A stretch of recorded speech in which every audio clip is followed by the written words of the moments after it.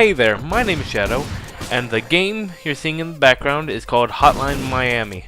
Now, Hotline Miami is a gore-filled mayhem fest of an indie game that is pretty much set in the 80s, late 80s, pretty much killing the Russian mob, to what I believe.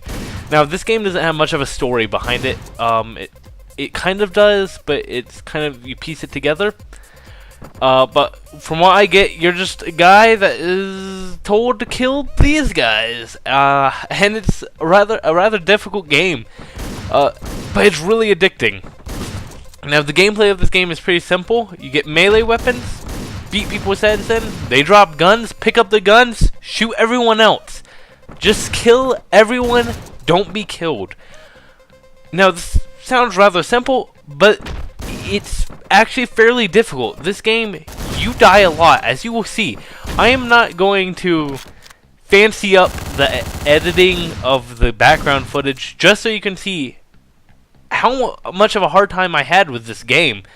I mean, it's not like a super difficult game like Dark Souls difficult. It's just you have to have quick reflexes.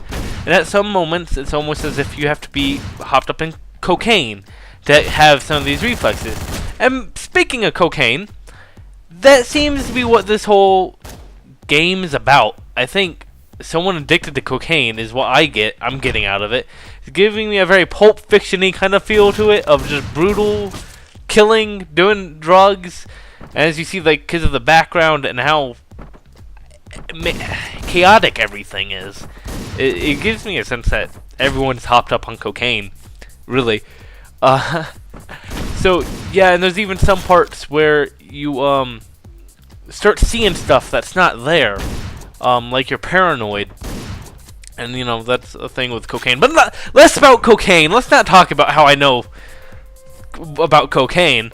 Let's talk about the game. Like I said, the gameplay is really it's a really interesting gameplay, how it plays out, and it's rather difficult at times. Sometimes it can be easy, sometimes it can be really difficult. It just all kind of depends.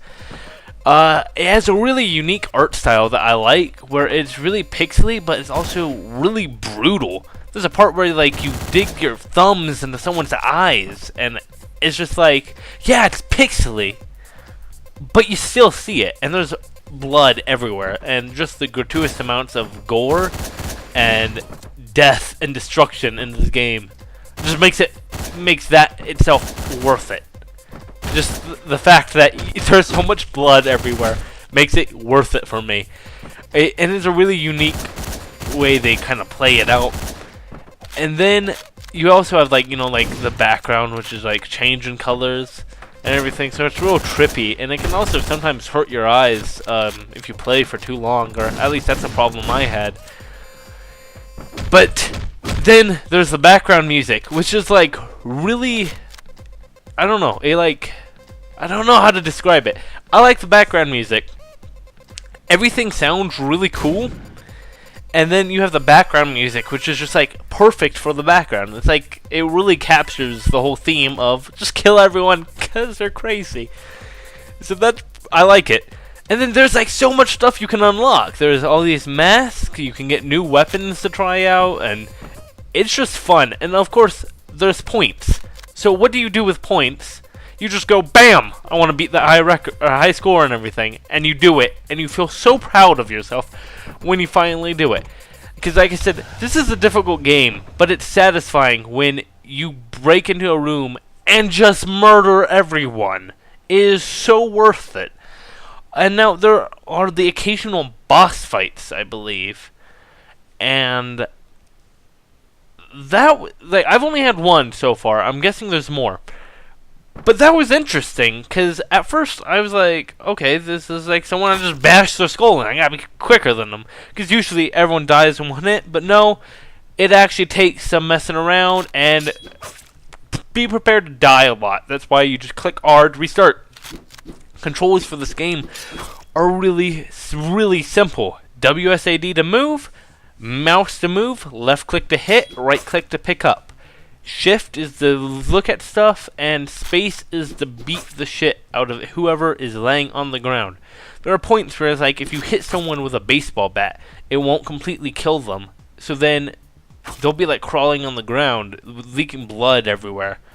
So then what happens is you get on top of them, grab their neck, and just go, and you see all that happens. Like, yeah, that just happened. You just did it.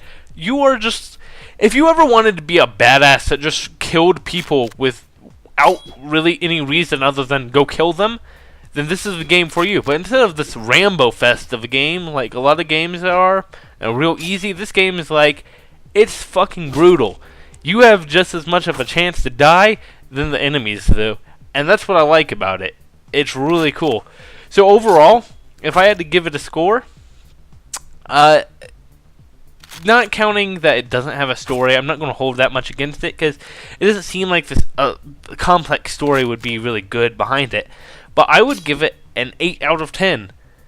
Just, like, maybe even a little more than that.